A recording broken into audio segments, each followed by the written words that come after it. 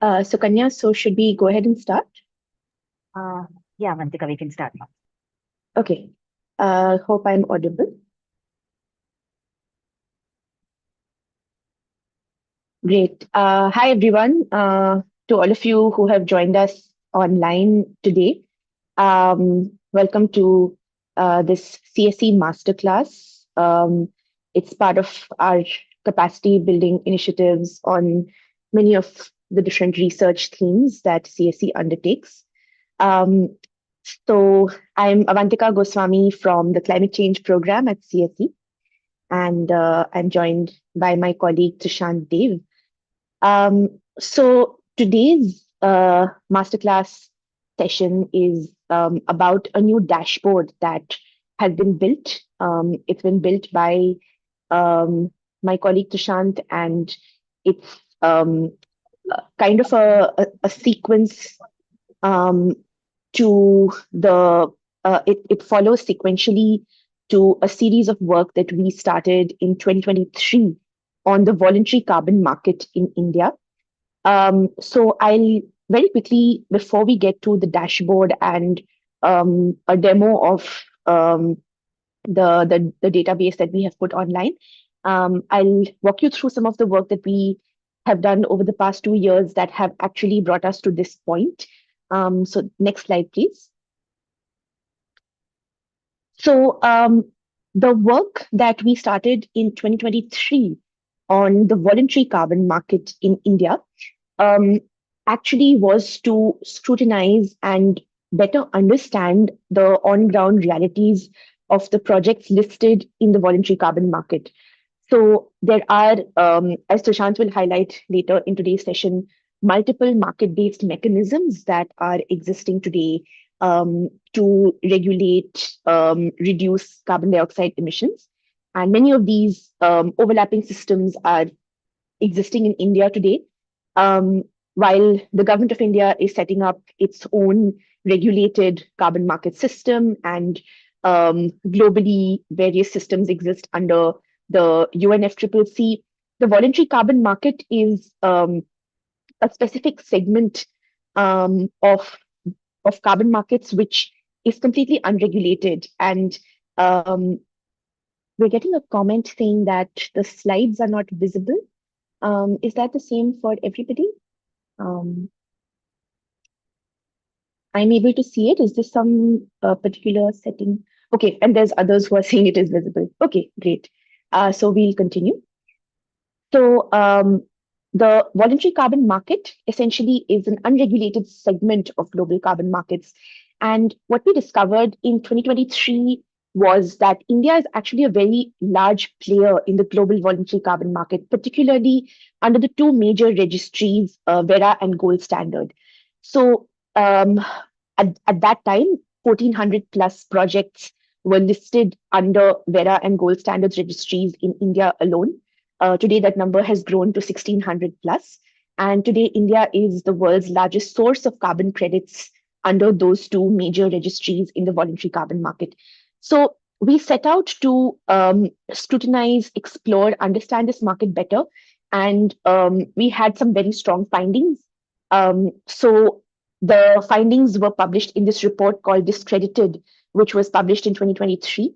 And for this purpose, our team essentially visited 40 different project locations across India, investigating 5 different categories of projects in 4 states.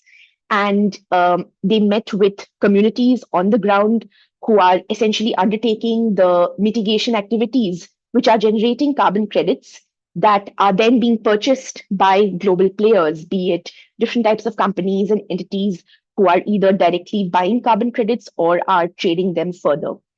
In investigating what we call the supply side of the voluntary carbon market, we had a number of findings. Next slide, please.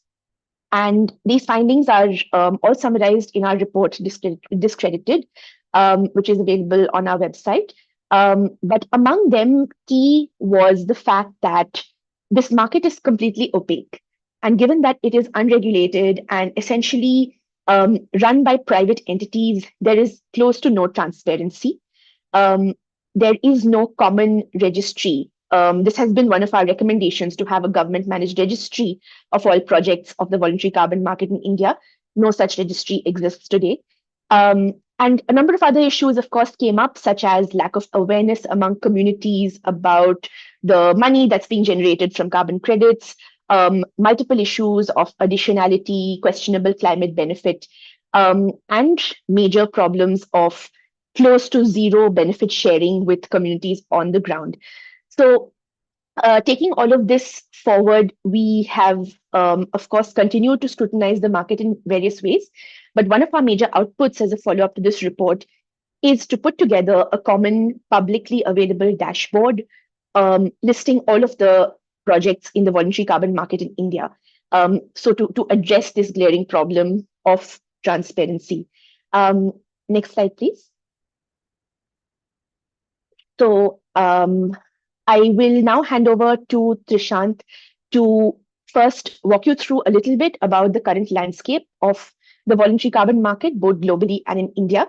And then he will essentially demo this dashboard that he has built and walk you through some interesting ways to utilize the data available in this dashboard and also some suggestions for follow-up research, exploration, and so on. So over to you, Trishant. Thank you, Avantika. Hello, everyone. For some of us in this discussion, I think a little detail on how the carbon market works would be helpful before we get on to understand the dashboard itself. So just to start with, the type of carbon market that we are concerned today talking about is based on the idea of what is called as carbon offsetting. So the simple concept of carbon offsetting is when a company, a government, or even an individual wanting to reduce their emission, but only not able to do so or not wanting to do so on their own, can spend money on a project somewhere else and thereby claim an equivalent amount of carbon dioxide reduced or removed from the atmosphere against its own emissions. So that is called as carbon offsetting. Just to touch upon the brief history of carbon offsetting, the first discussion around carbon trading or emission trading started in the 1970s in the United States. But the evidences of first kind of an offset project goes back to 1988 when a certain project in Guatemala, which was around agroforestry, was claimed for carbon credits to compensate for the emissions generated by coal mines in the US. So that is one of the first carbon offset projects that we see. And then in 1997, the Kyoto Protocol agreed upon a certain set of carbon trading mechanisms. The clean development mechanism was an output of it. The joint implementation was also an output of it. So basically, this is the first time that there is a global carbon market that is introduced. In 2005, we see the EU ETS is launched. It's been 2 decades now. It's a different kind of market than the carbon offsetting market that we are going to talk about. In 2012, the CDM kind of collapsed because of the oversupply of credits and the basically falling of prices in the market. And that basically gave the voluntary carbon market a huge kind of growth because many of the CDM projects, the clean development mechanism projects, started shifting towards a voluntary market run by independent carbon crediting programs, carbon offsetting programs.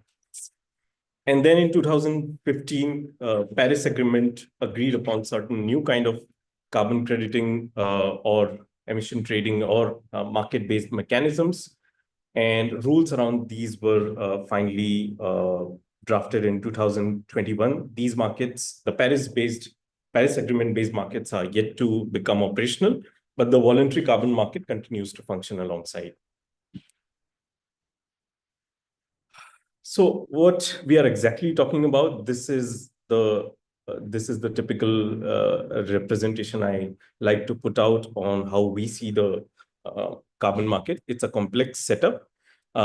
You see, there are two kinds of markets. There's compliance carbon market, and there are voluntary carbon market. In compliance carbon market, there is basically a requirement or an obligation placed upon industries to reduce their emission. Voluntary carbon market is based on the idea that industries or governments or individuals who want to reduce their emissions can do so. There's no obligation to do any such thing.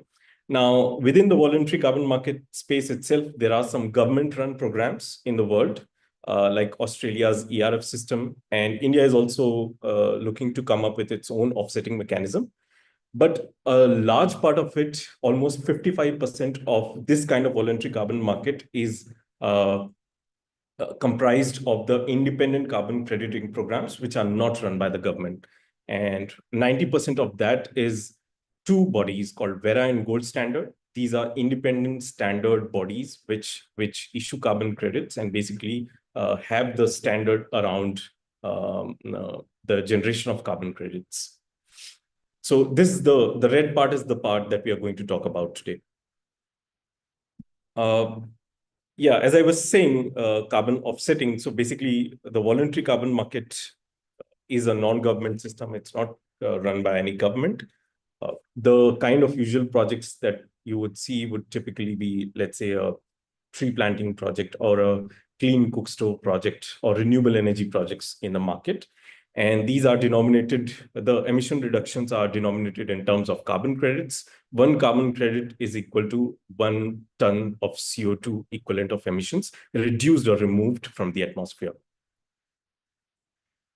Just to give a kind of how things flow in the carbon market, let's say you have a project. Let's take an example of a plantation project, which is easier to understand. You have a scientific premise around that project that by planting trees sequester carbon from the atmosphere. And then there is somebody called as a developer or a carbon consultant who would offer their services to account for the reduced emission from such a project or the removed emission from such a project. Then the project developer consultant would put the findings and the details of the project in what is called as a project design document. That document is submitted to a standards body like Verra or Gold Standard. Verra runs a program called Verified Carbon Standard, VCS, and then there's Gold Standard. And the documents are submitted to this body. And then there is something called as a third-party verification. There are third-party auditors known by different names in different carbon markets. In the voluntary carbon market, you will come across the name validation and verification bodies. They basically validate that, yes, a project exists, and these are the details of the project that we have verified. And this is the emission reduction claimed. We certify that this much emission reduction is happening.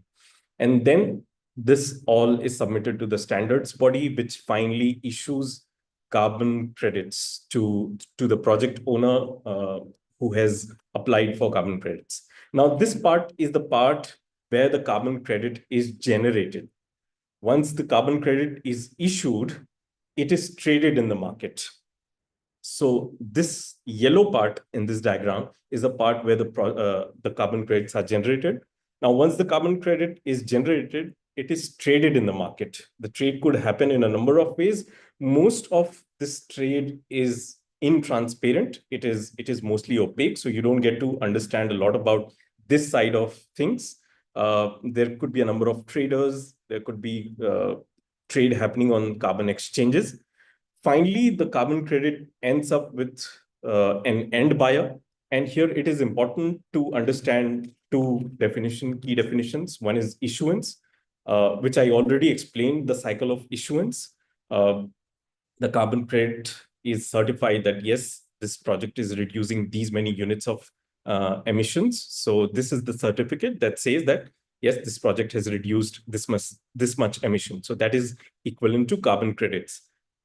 Then there is something called as retirement. So carbon credit, once it becomes tradable, it's traded in the market. But when it ends up with the end buyer is somebody who would use those carbon credits against its own emission. And that is basically called as retirement. So retirement means once a carbon credit is used against an entity's emission, it can't be traded further. So that is basically the concept of retirement. And this is important before we understand the dashboard itself.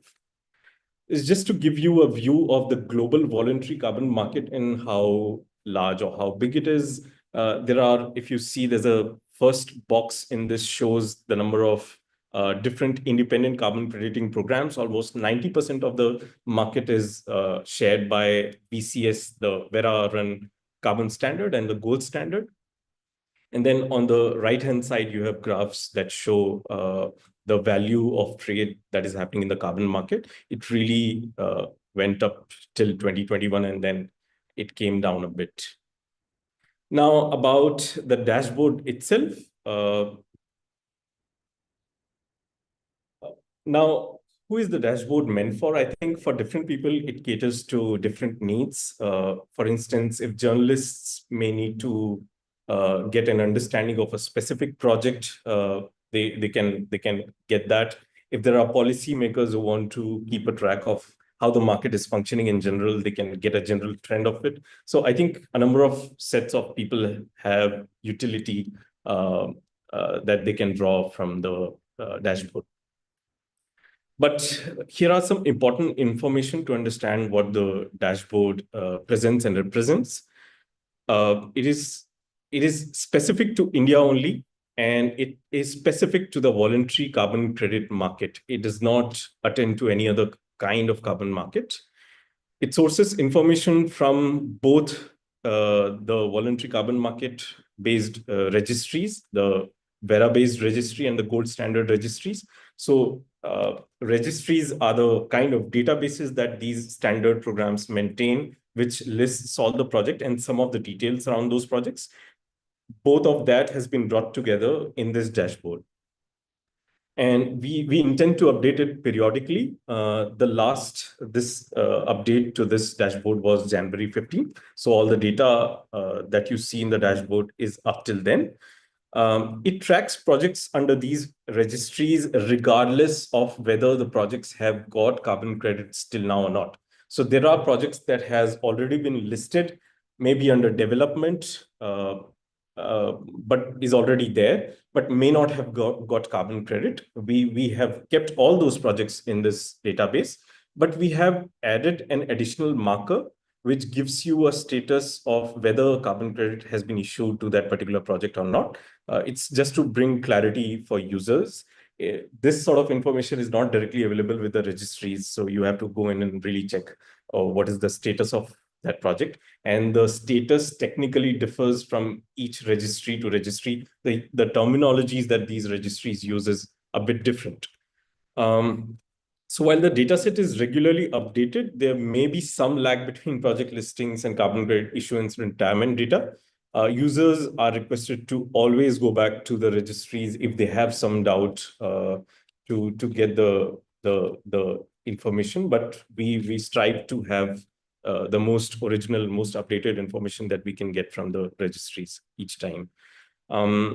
Each carbon standard actually follows its own rules around the mechanism, around how it names different things and what kind of information that provides.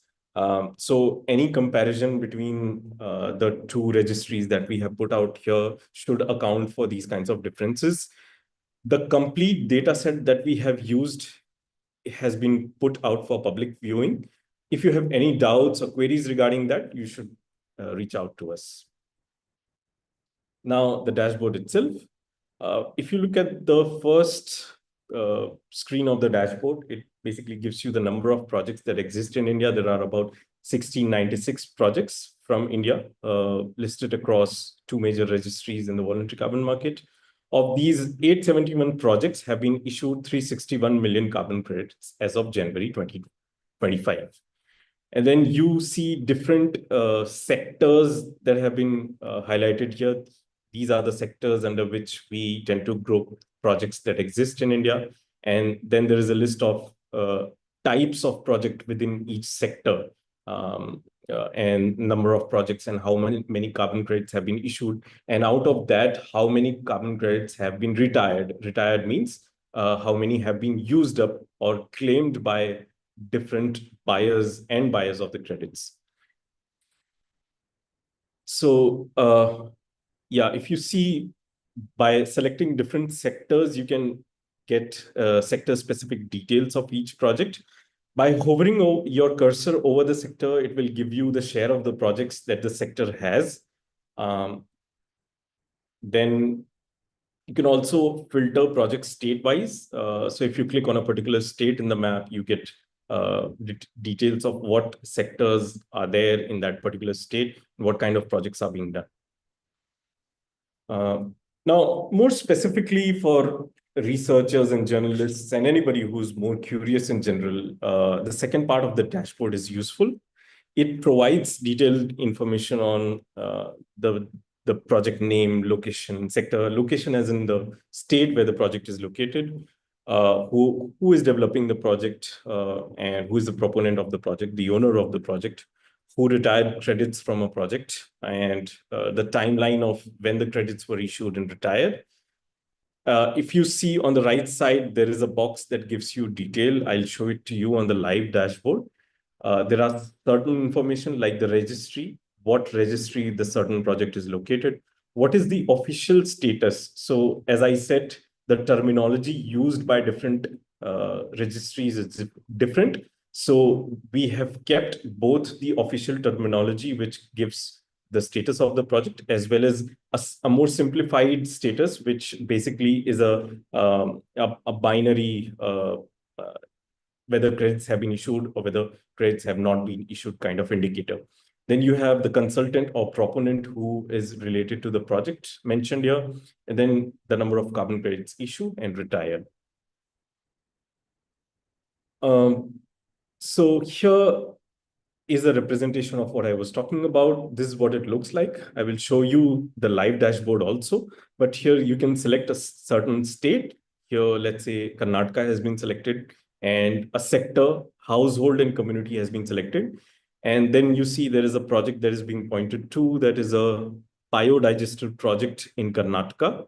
And when we click on that particular name, the retiree information in the next block, the retiree information as in the information on who bought the credits and used them against their own emission is given here. So there is a Qantas Airways, which is Australia-based flight company, which has used the credits from that project. And on the right-hand side, you will see how many credits have been retired and how many credits have been issued, and what were the years when the credits were issued, what were the years when they were retired. Now, I'll just go back. I'll just go to the live website to just show you some samples and where to find the page itself. Just give me a second.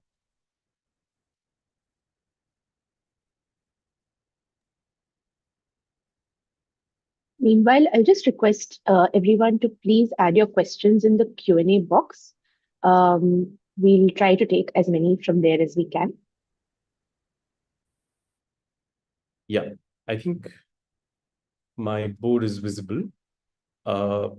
Here, I will go to CSE's website, cseindia.org.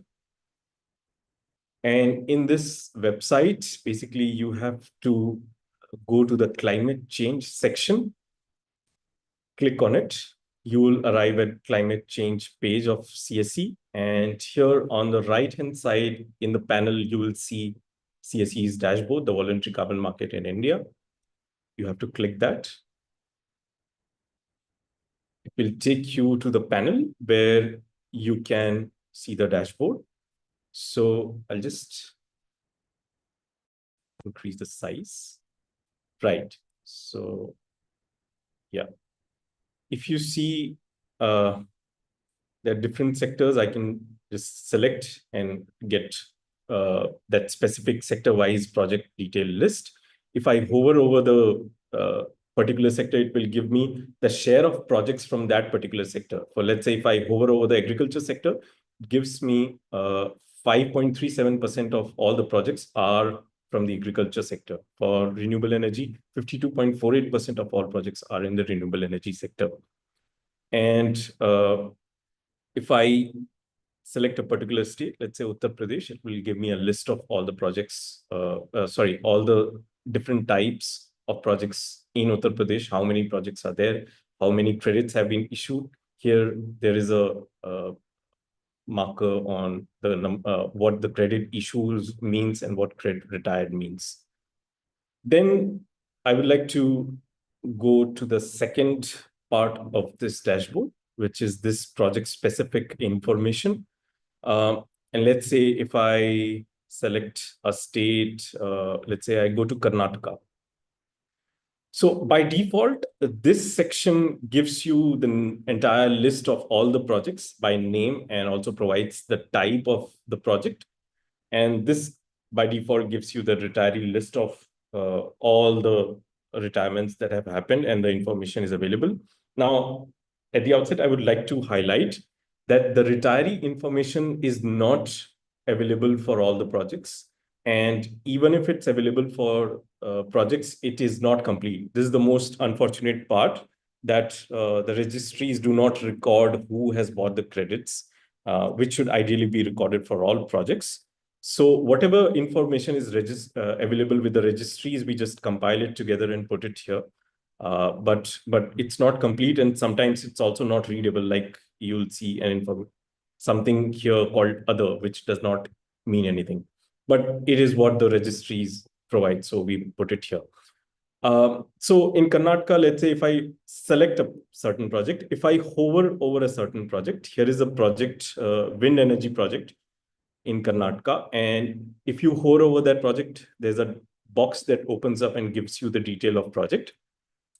So there is a definite color marker. If you see the green color, it means carbon credits have been issued to that project. If it's red, it's carbon credits have not been issued to that project. So I'll just simply select this project. And as soon as I select it, the retiree information on this box comes up. So these are the different entities or information on different kinds of retirement that have happened for this particular project. So what this basically means are, these are the people, these are the companies who have bought carbon credits from this particular project. So climate impact partners may have used carbon credits from this project. There's more detailed information on how much carbon credit has been retired in the raw data itself, which has been given for public viewing. You can view that. On the right-hand side, for this particular project, you will see the graph tells which year, how much carbon credits were issued to this project, and how many of those carbon credits have been retired. So this is what this provides. Yeah, right. So this is one example. Maybe we can take another example here as well. So let's go for Odisha. Where is Odisha? If I select Odisha, and let's also select a sector. So different sectors are given here. I'll select household and community. I see all the household and community projects from Odisha listed here. And if I were to look at, let's say, this project, this is a Believe Green Spring Health tank called Safe Water Drinking Project. It's a drinking water project. And if I click here, it will bring up a list of retirees. So SAP, the company, has brought credits from this project for business flights in 2019. So somebody took a business flight in 2019. To offset the business flight, credits from this particular projects were used. And this is the information on the credits issued and the credits retired. So this is the dashboard, and some points that I was pointing to earlier has been given here. The discredited report is given here. The detailed data can be viewed from here. Here is our contact information. Now, just to go back to the slide once again. Wait. Yeah. So now just some things that we want to highlight should be some of the ways in which the dashboard is used or to ask the right questions about integrity, the transparency, quality of the carbon market. And so people looking to understand projects and the project integrity, these are some of the questions worth exploring. So like when we talk about benefit sharing mechanism, is the benefit sharing mechanism for the project laid down properly in the project?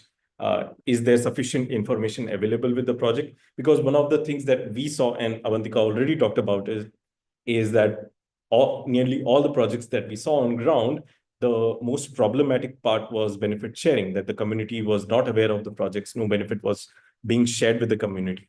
And this kind of information wasn't available with the project documents itself.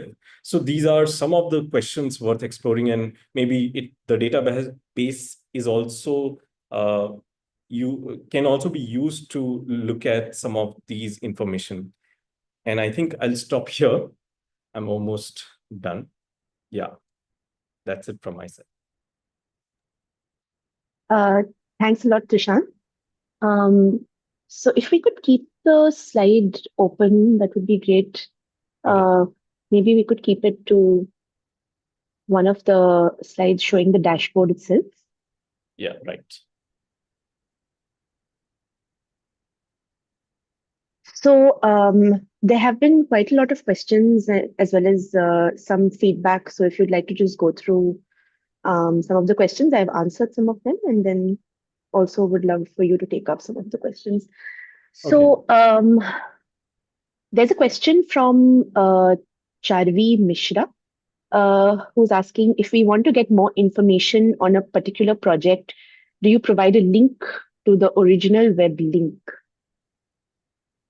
So we put information on where to find it in the specific registries. We haven't given specific links of it, but please reach out to us. We'd be happy to guide you to the specific places where you can find details, the project documents itself. Yeah. Thanks. There were a number of questions around what factors are used to determine the prices of credits. And there's also one live question saying, what is the cooking gas carbon credit value? So we wouldn't be able to probably answer for specific sectors unless it depends on the specific project. But if you could speak more broadly to how are the prices of carbon credits determined, and also why we haven't included this in our dashboard. Just any general reflections on that. Right. No, thank you. That's a good question. So the pricing information is something that many people want to understand about the markets. How are the prices decided, and where to find the prices, what the prices actually are. And first, let us understand that the price of carbon credit is dependent on a number of factors. It's dependent on what type of project the carbon credit is coming from, whether it's a renewable energy project, whether it's a forestry project, whether it's a cook stove based project, and then also on the difference between what a carbon removal is and what an avoided carbon emission is. So an avoided carbon emission is something like a counterfactual, some situation that hasn't happened. Like if I put a renewable energy project, it by itself does not reduce emission. It's saying that if I had not put a renewable energy project in that place, the power would have been generated by a fossil fuel based power. So by putting a renewable energy project, I have avoided that emissions, and that's how I'm entitled to receive credits. So there's a difference between carbon avoided and carbon removed, and that also decides the price of credits. The price of credit is also dependent on the trade, the way the trade is happening bilaterally. People decide on the price, and whether it's happening on an exchange, that also decides the price. The demand supply scene is also there. So there are a number of number of factors that decide the price. One important factor also is how old the credits are. For instance, the trees were planted in, let's say, 2003, and the tree grew between 2003 and 2007. So the credits pertain to the emission reduction sequestration that happened in that period. So it is an old emission reduction compared to if the trees were planted today. So that also decides the price of credit. It is technically called as the vintage of a carbon credit. So that also decides the price of the credit. Now, coming to the second part of it, why have we not put it out? We can't. The information on price is simply very opaque, and nobody would tell you the price. So when we were doing the projects, we were told to sign non-disclosure agreements. To see the projects, we were told to sign. We were told that there are contracts between companies, and they won't be able to tell us the price of credits. So it's opaque. There is no individual information on projects that you can get on the pricing information. The only pricing information available is market aggregators who have sort of given broadly the average price by sectors, but not specific to projects. So the trade part is really something which is complex and opaque to understand.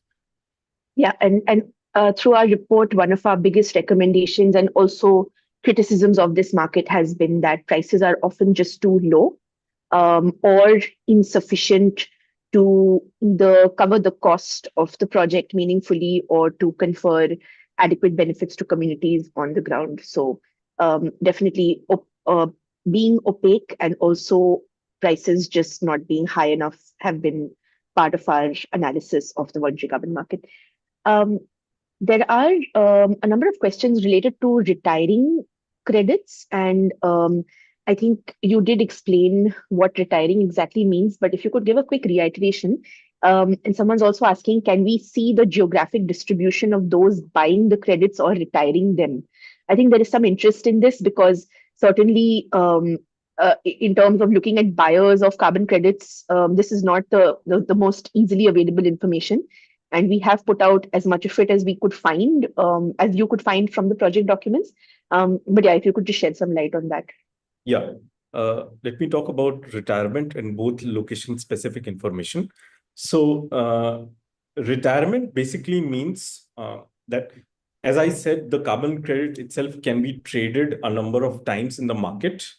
So it continues to be, let's say, if a carbon credit was generated in the year 2006, it can continue to be traded in the market, let's say, till 2024, when somebody who finally bought the credits decided that I have to use the credits against my own emission, to claim against my own emission.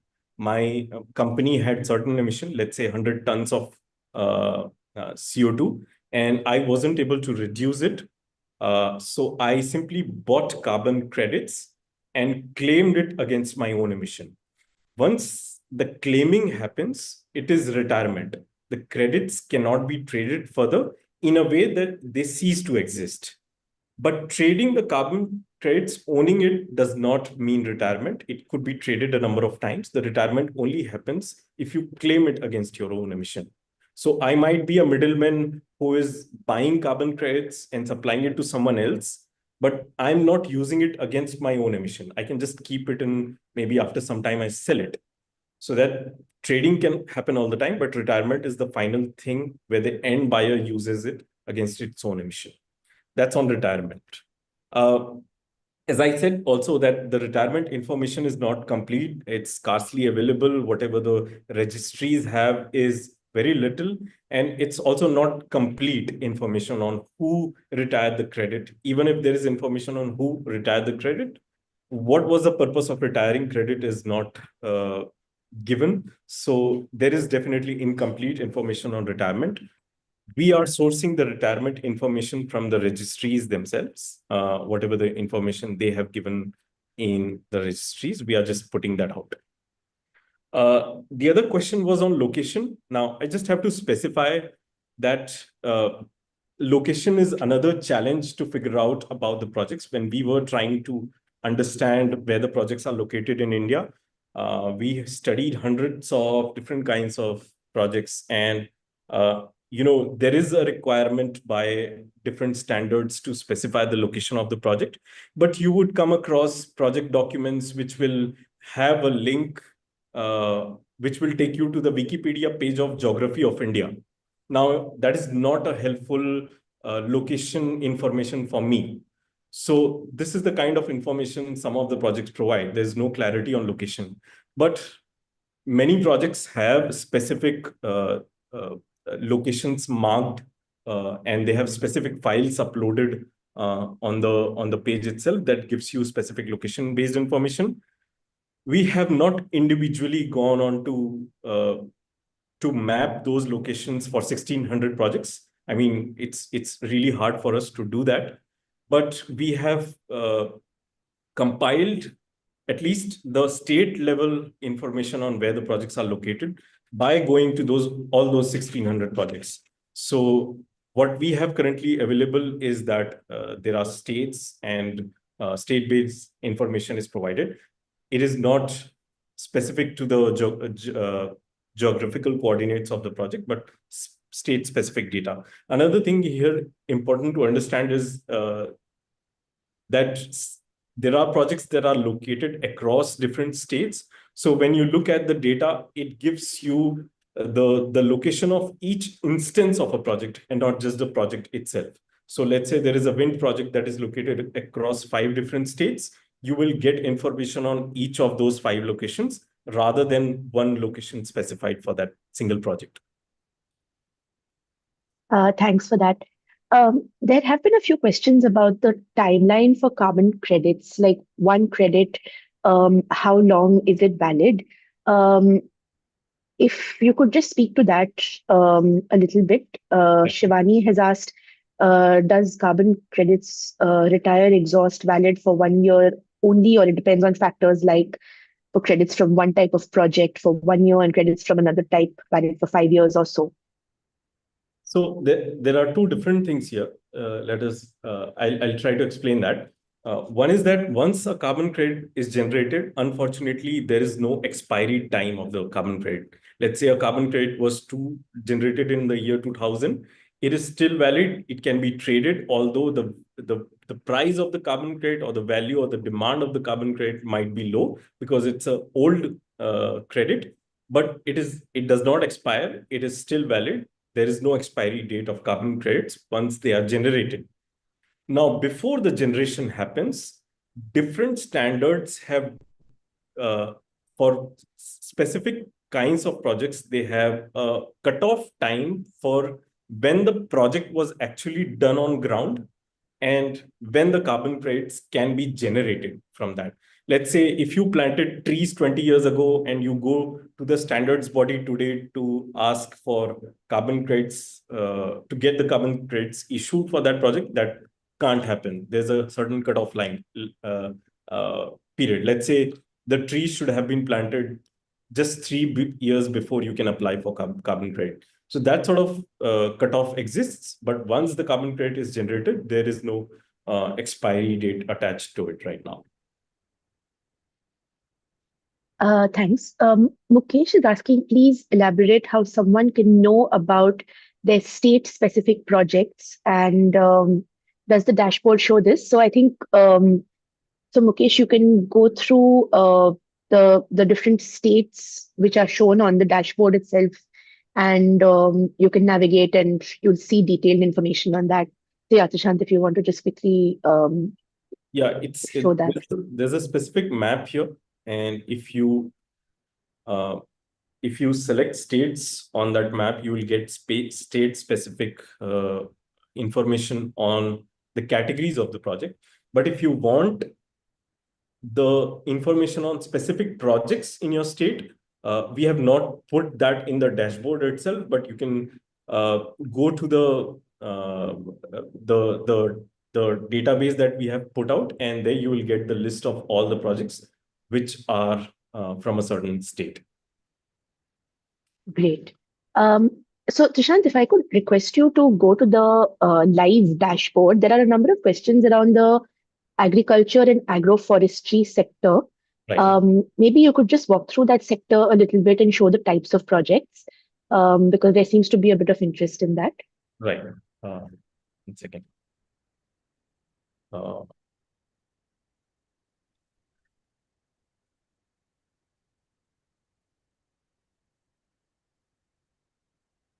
Yeah. Uh, so if I click on the agriculture sector, you will see there are about 91 projects listed across from India on the world on these two registries. And these are the four categories, and these nomenclatures are kind of, we have come up with these nomenclatures for different projects because different registries have different nomenclatures for types of project.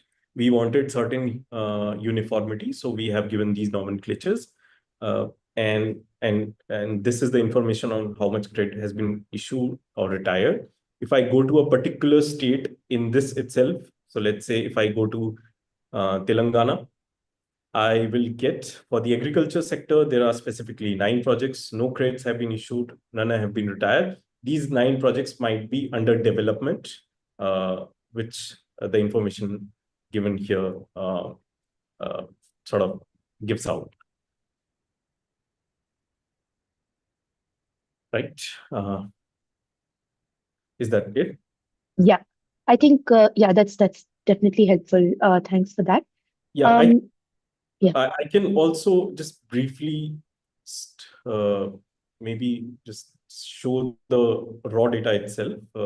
There's a link here you can go to, and that will take you to the page where all the names of the projects, the specific states where they are located, the status of the project is given.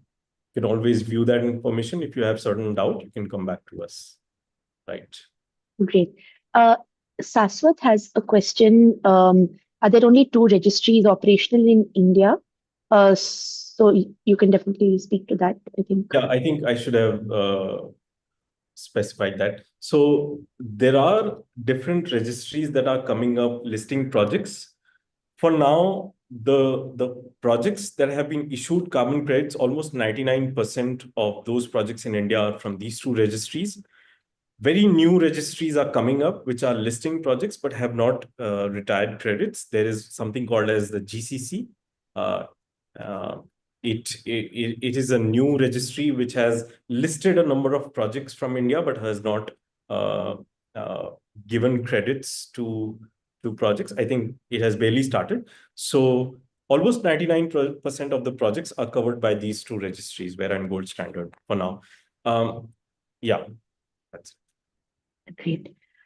So there are a number of other questions which are a little bit more specific to how the credits are traded, what kind of fees are charged. I just want to also clarify that um, the purpose of us creating this dashboard is more of like a civil society research effort to foster greater scrutiny of the market, to equip researchers, journalists, and civil society participants to understand what projects are happening in their regions and possibly help them to find new stories to tell from the ground using this dashboard. So we wouldn't be equipped to, offer any sort of support in terms of, how you can become a participant in this market. So I just want to clarify that.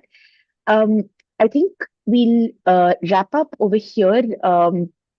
Our sort of aspiration is that we will keep improving and updating this dashboard.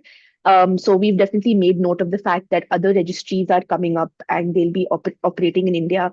So hopefully at some point we'll be able to add more data to this particular dashboard. And of course, the data that we're using for Verra and Gold Standard itself, right now the plan is to update it biannually, so twice a year.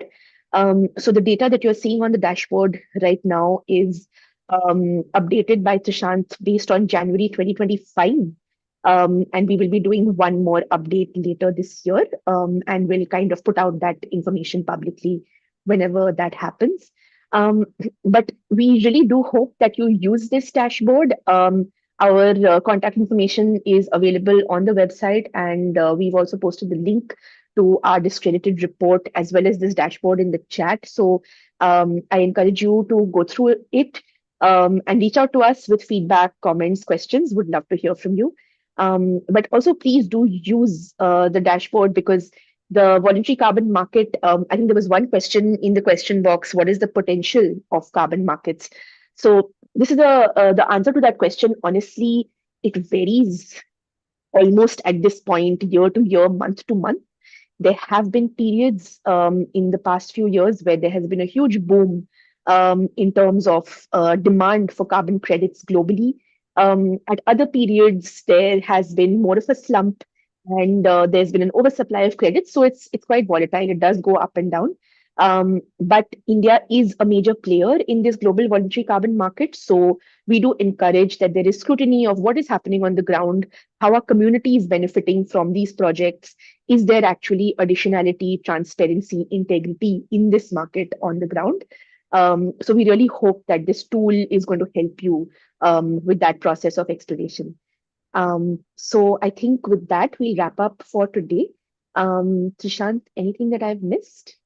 No, I think, yeah, that's it. If I believe there will be a lot of doubt and questions around the database and the data set itself.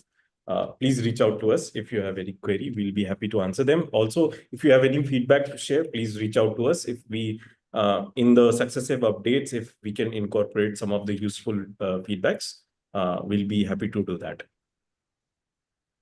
Great. Okay, thank you everyone for joining, and look forward to hearing from you as you use this dashboard. Thanks. Bye, everyone. We will